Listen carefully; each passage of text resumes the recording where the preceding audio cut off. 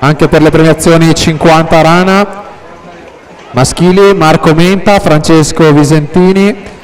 Simone Lavizzari, Giovanni Busato, and please to the victory ceremony, Alarci Basson and Jacques Malan.